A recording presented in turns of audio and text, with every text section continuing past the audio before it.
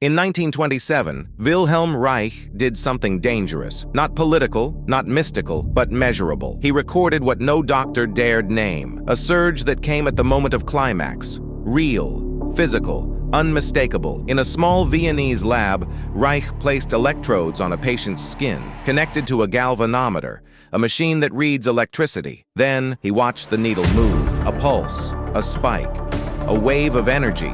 During orgasm, he wrote in his journal, "The orgasm is not metaphor, it is electric." Now you might be thinking, wait a minute, did he really do that? Did he actually? Yes, but not the way you're thinking. For Reich, this wasn't about pleasure. It was about life itself.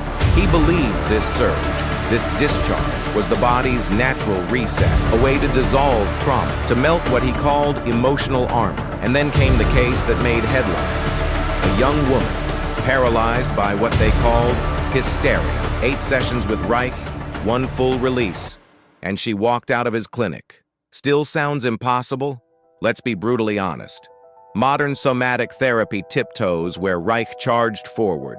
Today, therapists guide breath, maybe encourage a scream, but they stop short of the full release Reich triggered because they're still afraid of what it means. Today, pelvic floor awareness.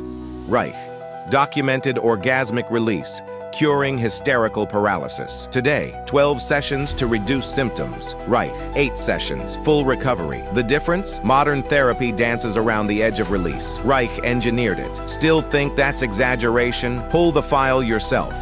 Wilhelm Reich Museum. Case ER, clinical notes, box 12B, 0.53 millivolts discharge. Full recovery in 8 sessions. Record sealed until 2042. Because even now, the world still isn't ready for what he did. Let's be clear, everything on this channel is backed by documents. Not rumors, not theories, full disclosure, and yes, you can check them yourself. But here's the twist. For some reason, most of Reich's research remains sealed until the year 2042. That's right, nearly 100 years after these experiments, universities like Harvard still keep parts of his work locked away. Some files leaked, some disappeared. But what we show here, only what's public, what's confirmed, what's real.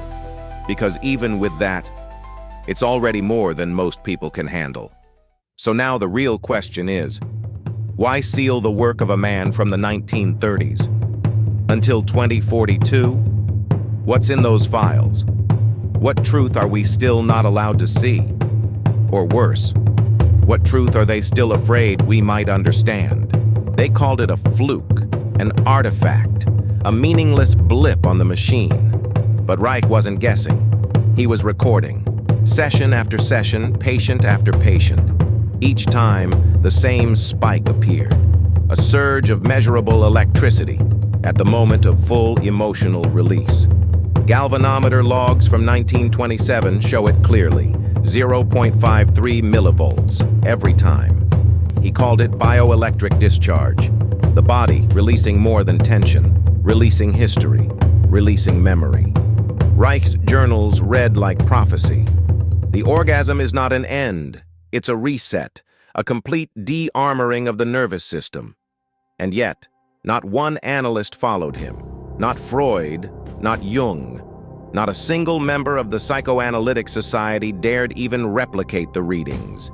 Because to admit Reich was right was to admit the body had a truth the mind could not control. The ripple effects were immediate. Medical boards called his therapy unsound. Journals refused to publish his data. And behind closed doors, the word spread fast. Reich isn't treating hysteria, he's creating it. But his patients? They told a different story.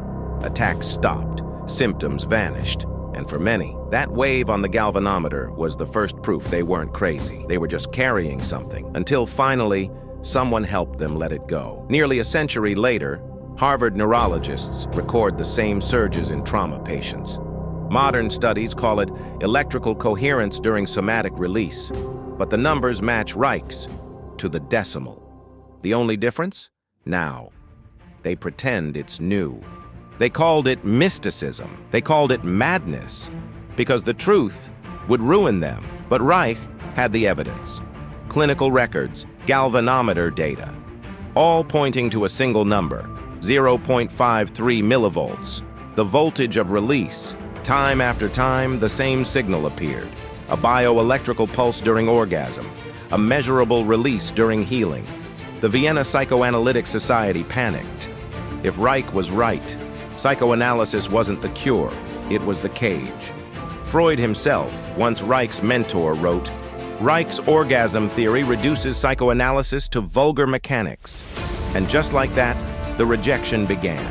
Licenses revoked, lecture halls closed, medical boards whispered obscene. But Reich didn't back down. He wrote in his notes, "What if suppression isn't dysfunction, but design? What if obedience is engineered by repressing release? Control the body, control the mind." And Reich had found the off switch. A therapy that didn't just talk to the mind, it unlocked the body. And that was a threat too great to ignore. He didn't just cross a line, he erased it. They couldn't silence the data, so they erased the man. 1930, Vienna, a secret vote. No defense, no trial, just Wilhelm Reich, Freud's brightest student, cast out like a heretic. The charge? Deviation from Freudian principles. The real crime? Proving trauma wasn't a story to analyze, but tension to discharge. They called it science. He called it control, because when Reich's patients shook, screamed, came alive, it wasn't just symptoms vanishing. It was the system's lies collapsing. So Reich went rogue, opened clinics in basements, trained rebels in back alleys, turned therapy into guerrilla warfare. And the results? Paralyzed patients walking, asthmatics breathing, survivors laughing for the first time in decades. No pills, no hypnosis, just raw electric liberation. And that was unforgivable. Because when healing doesn't need their permission, it becomes revolution. The files piled up, the surveillance tightened, until one day, the men in suits came knocking, not to debate, not to study, to burn. But by then, Reich had already passed the point of no return, and his next discovery would terrify them even more. If you believe healing should never be hidden, subscribe, share, and join us as we uncover what they tried to erase.